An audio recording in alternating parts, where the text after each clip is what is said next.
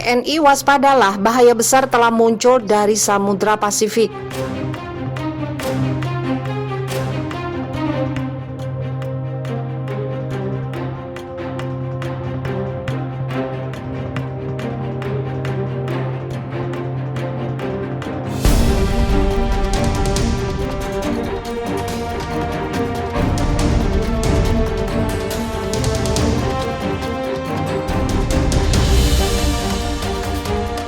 Peringatan penting bagi militer Tentara Nasional Indonesia, bahaya besar yang dapat mengancam keselamatan telah muncul di timur Indonesia. Ancaman bahaya itu berasal dari Samudra Pasifik. Diperingatkan bahwa badai tropis atau tropical cyclone bernama TJ94W telah tercipta di utara dari wilayah Papua. Peringatan kemunculan badai tropis ini baru saja diterbitkan Lembaga Penerbangan dan Antariksa Nasional atau LAPAN dalam siaran resmi dilansir FIFA Militer Rabu 14 April 2021. Berdasarkan pemantauan terkini dari Joint Typhoon Warning Center disebutkan, badai tropis telah tercipta sejak beberapa hari lalu dan kian hari diprediksi akan semakin menguat. Menurut tim reaksi dan analisis kebencanaan LAPAN, penguatan TJ94W ini berdampak pada pembentukan sistem awan konvektif skala meso yang meluas di wilayah perairan Halmahera. TJ atau biasa disebut badai siklon dengan skala luas ini dicirikan dengan aktivitas konvektif yang semakin meluas disertai angin kencang dan hujan deras yang terjadi secara persisten di sekitar wilayah badai, yaitu di perairan Maluku, tulis LAPAN. Yang patut diwaspadai pula bagi seluruh prajurit TNI, selain terjadi di lautan berdasarkan prediksi Sadewa LAPAN, peningkatan hujan signifikan juga terjadi di atas daratan.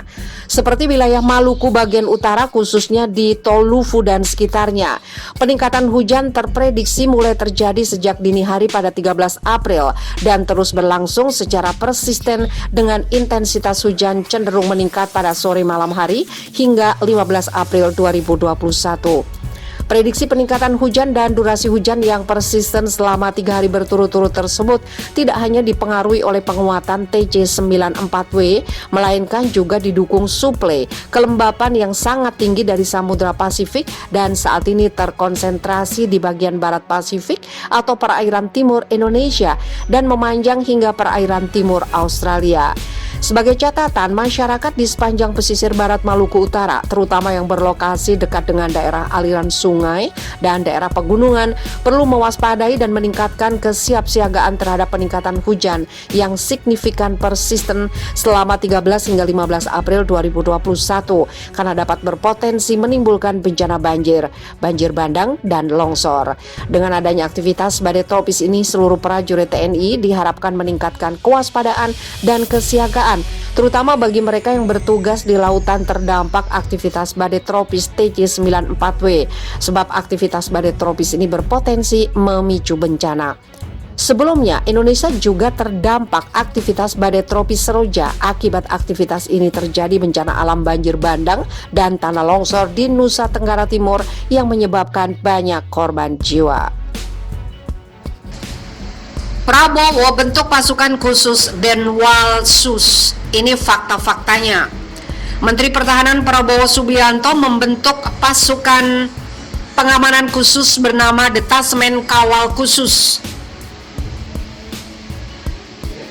atau Denwalsus. Bahkan Prabowo turun langsung dalam proses seleksi prajurit Denwalsus. Pembentukan pasukan Denwalsus dibenarkan ajudan pribadi Prabowo, Rizky Irmansah. Melalui akun Instagramnya, Rizky membagikan sebuah video yang menampilkan seluruh personel yang terpilih sebagai pasukan Denwalsus. Dari video itu pula terlihat sejumlah pasukan TNI dengan seragam orange, hijau, hitam. Meski begitu, tidak terlihat jelas apa warna baret dari para personel Denwalsus tersebut. Pagi tadi, Kamis 8 April, saya merasakan semangat sampai-sampai semangat itu menular ke dalam darah saya. Tatapan mata mereka tajam, berdiri tegak dengan sikap sempurna, bersuara lantang dengan gerakan patah-patah, terang Rizky. Mereka adalah Detasmen Kawal Khusus atau Denwalsus, Kementerian Pertahanan yang dibentuk oleh Menteri Pertahanan Pak Prabowo Subianto, jelas Rizky. Berikut sejumlah informasi terkait pasukan Denwalsus. Rizky menjelaskan, tugas pasukan Denwalsus di bawah naungan Kemhan, mereka bertugas mengawal dan menjaga keamanan Kemhan, termasuk Menhan dan tamu-tamu khusus Kemhan, serta pengamanan upacara penyambutan kehormatan tamu-tamu negara.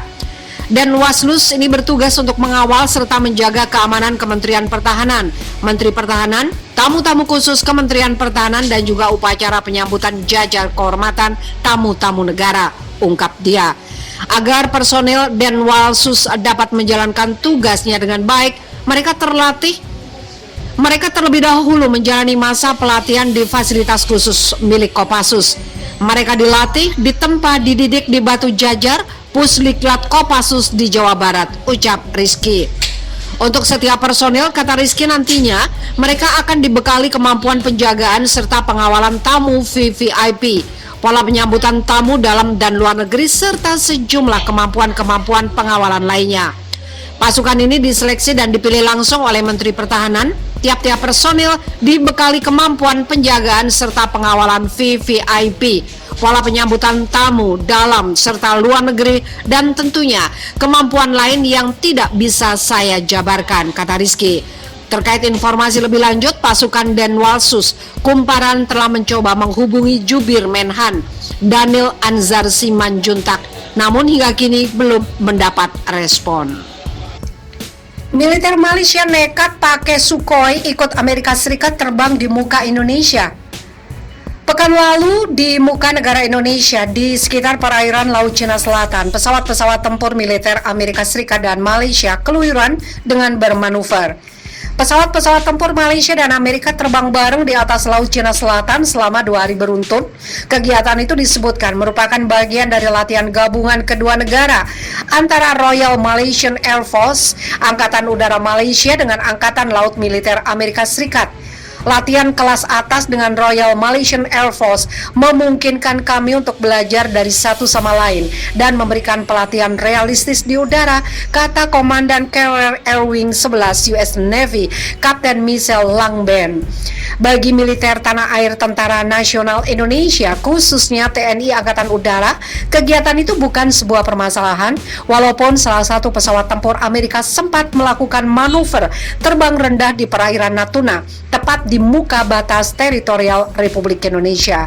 Dalam latihan bersama itu, Amerika memang sudah menyiapkan pasukannya di Laut Cina Selatan, bahkan dalam jumlah besar dengan menggunakan kapal induk USS Theodore Roosevelt.